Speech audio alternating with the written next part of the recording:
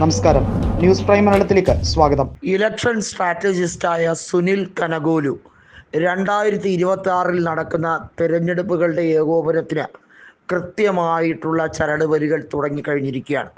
നമുക്കറിയാം, ഡീലിമിറ്റേഷൻ നടപടി ഉൾപ്പെടെയുള്ള കാര്യങ്ങൾ കേന്ദ്രം നടത്തിക്കൊണ്ട് പരമാവധി സീറ്റുകൾ ദക്ഷിണേന്ത്യൻ സംസ്ഥാനങ്ങൾക്ക് കുറയ്ക്കാനുള്ള ശ്രമങ്ങൾ, അതിനുവേണ്ടിയുള്ള ശുപാർശ ഉൾപ്പെടെ നടത്തുമ്പോൾ അതിനെതിരെ ശബ്ദിക്കാൻ ദക്ഷിണേന്ത്യയിൽ സ്റ്റാലിൻ്റെ നേതൃത്വത്തിലാണ് ശക്തമായ നടപടിക്രമങ്ങൾ ഉണ്ടായത്. കേരളത്തിലെ മുഖ്യമന്ത്രിയായ പിണറായി വിജയൻ പോലും സ്റ്റാലിൻ്റെ ദിശാമാർഗത്തിലൂടെയാണ് ഈ കാര്യത്തിൽ സഞ്ചരിക്കുന്നത്. സ്റ്റാലിനും അതുപോലെ തന്നെ കർണാടക ഉപമുഖ്യമന്ത്രിയായ DK ശിവകുമാറുമാണ് ഡീലിമിറ്റേഷൻ നടപടികളെ കൃത്യമായി എതിർത്തുകൊണ്ട് GDPയുടെ അടിസ്ഥാനത്തിൽ അർഹമായ പരിഗണന ദക്ഷിണേന്ത്യൻ സംസ്ഥാനങ്ങൾക്ക് നൽകിയേ പറ്റൂ എന്നുള്ളതുമായി ആലോചിച്ച് മുന്നോട്ട് പോകുന്നത്. ഇവിടെയാണ് തെരഞ്ഞെടുപ്പിൽ ഏറ്റവും വലിയ തിരിച്ചടി BJPക്ക് ദക്ഷിണേന്ത്യയിൽ കിട്ടാൻ പോകുന്നത്. കേരളത്തിലായിരുന്നാലും തമിഴ്നാട്ടിലായിരുന്നാലും BJPക്ക് വേരോട്ടമില്ല. അവർക്ക് ലോക്സഭയിലോ നിയമസഭയിലോ വലിയ പ്രാതിനിധ്യവുമില്ല. കേരളത്തിൽ നിയമസഭയിൽ ഒരു സീറ്റും BJPക്കില്ല. 4 സീറ്റുകൾ തമിഴ്നാട്ടിലുള്ളത് ഒരുപക്ഷെ തകർന്നടിയാനുള്ള സാധ്യതയുമുണ്ട്. മാത്രമല്ല, അസാമിലും പശ്ചിമ ബംഗാളിലും അതുപോലെ തന്നെ പുതുച്ചേരിയിലും നിയമസഭാ തെരഞ്ഞെടുപ്പ് നടക്കുകയാണ്. നമുക്കറിയാം, തമിഴ്നാട്ടിലെ ജോഗ്രഫിക്കൽ പൊസിഷൻ നോക്കിയാൽ അതിൻ്റെ ഉള്ളിലായിട്ടാണ് പുതുച്ചേരി ഉള്ളത്. പുതുച്ചേരിയിലെ സീറ്റുകൾ നിലവിലെ രാഷ്ട്രീയ സാഹചര്യത്തിൽ DMKയുടെ ആധിപത്യത്തോടെ പിടിച്ചെടുക്കാൻ കഴിയും എന്ന വിചാരമാണ് ഉള്ളത്. അതുകൊണ്ട് തന്നെ സുനിൽ കനഗോലു നിർണായകമായ നീക്കങ്ങൾ നടത്താൻ ശ്രമിക്കുകയാണ്.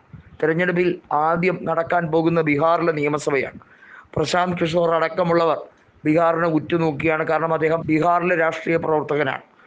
ഐക്യ ജനതാദളുമായി ഏറെ നാളത്തെ ഭിന്നാഭിപ്രായത്തിന് ശേഷമാണ് പുറത്തുപോയതും നിതീഷ് കുമാറിൻ്റെ രാഷ്ട്രീയ വഞ്ചനയെ തുറന്നു കാണിക്കുന്നത്. ബീഹാറിൽ ശക്തമായി പ്രശാന്ത് കിഷോറും സുനിൽ കനഗോലുവും ഒന്നിച്ചാൽ ഈ ഇക്വേഷൻ ഫോർമുല കൃത്യമായി സുനിൽ കനഗോലുവിന് പ്രശാന്ത് കിഷോറിൻ്റെ സഹായത്തോടെ നടപ്പിലാക്കാൻ കഴിയും.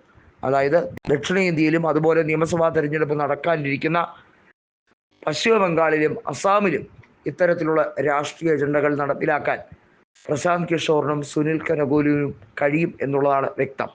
നമുക്കറിയാം, പ്രശാന്ത് കിഷോർ ഇലക്ഷനിൽ തമിഴ്നാട്ടിൽ സ്റ്റാലിനെ അധികാരത്തിൽ വരാനും അതുപോലെ തന്നെ പശ്ചിമ ബംഗാളിൽ മമതാ ബാനർജിയുടെ അധികാരത്തിനും വലിയ രീതിയിലുള്ള ചരടുവലികൾ നടത്തിയ വ്യക്തിയാണ്.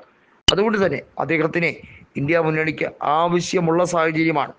എന്നാൽ കോൺഗ്രസിൽ മാത്രം ഒതുങ്ങി നിൽക്കുന്ന സുനിൽ കനഗോലുവിന് ഒരു വിശാല രാഷ്ട്രീയ നീക്കത്തിന് വേദി പങ്കിടാൻ പ്രശാന്ത് കിഷോർ തയ്യാറാണ് എന്ന അറിയിപ്പാണ് നൽകുന്നത്.